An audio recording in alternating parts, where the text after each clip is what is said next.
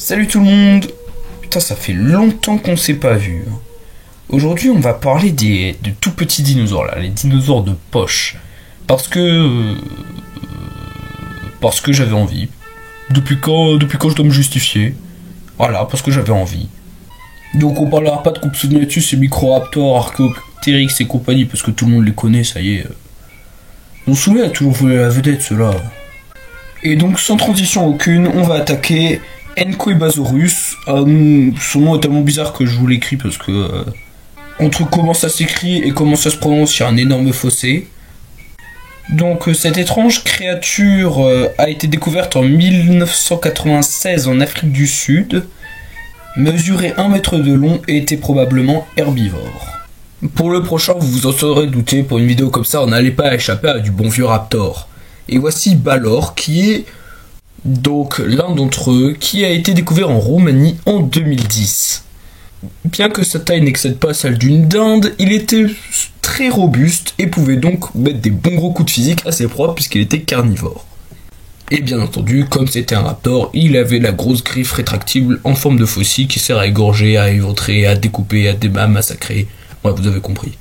Et on passe direct à Saltopus qui pesait 1 kg pour une taille de 60 cm et qui a été découvert en Écosse en 1910. Et notre petit pied sauteur se nourrissait certainement de petits animaux lorsqu'il courait dans les plaines du Trias. Le prochain s'appelait Sirumimus, ce qui veut dire imitateur d'écureuil. Et bien qu'il ait appartenu à la famille des Megalosauridae, il faisait 70 cm de long. Il a été découvert en 2012 dans la Bavière en Allemagne, et son squelette était si bien conservé qu'on a retrouvé certains tissus mous. D'ailleurs, regardez vite fait sa queue, vous comprendrez pourquoi on l'appelle imitateur d'écureuil. Trop mignon.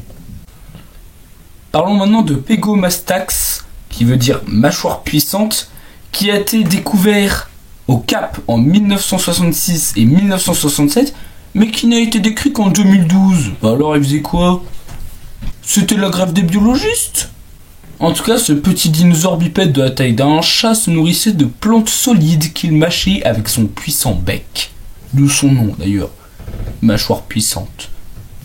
Mais enfin, pour un nom pareil, on serait attendu à quelque chose d'un peu plus impressionnant qu'un truc de 60 cm. On continue notre voyage en Chine avec un nom pour lequel on s'est pas foulé. Les gens se sont dit, on a un Pachycephalosaurus, mais en petit. Ils l'ont donc appelé Micropachycephalosaurus.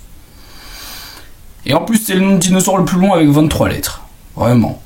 Bon, toujours est-il que ce minus de 1 mètre de long a été découvert en 1978 et était, comme son grand cousin, un herbivore. Passons au prochain oiseau. Dinosaure. Enfin, je sais pas, un truc entre les deux. Ouais, Confucius ornis, c'est une espèce d'entre-deux bizarre. Toujours est-il qu'il faisait la taille d'une corneille et vivait au Crétacé. Il a été découvert en 1995 en Chine et son nom lui vient de Confucius, le grand penseur chinois, et de ornis, oiseau, pour bien dire, regardez, c'est un piaf, les gars, ou un dinosaure. Un truc. Bon, et un petit dernier pour la fin, laissez-moi vous présenter le Psittacosaurus. Découvert en 1922 dans le désert de Gobi, il vivait au Crétacé inférieur et mesurait 2 mètres de long. Ouais, 2 mètres de long, c'est pas si petit que ça, mais... Attendez, me lancez pas la pierre. Je vais vous expliquer pourquoi je voulais absolument parler de lui. Il a des petits poils sur les hanches et pour faire comme de l'herbe, et du coup il se camoufle dans l'herbe. Alors oui, d'accord, il est aussi gros qu'Oussama Ammar. Mais est-ce que c'est vraiment grave? Est-ce qu'il faut lui en vouloir? Acceptez-le comme il est.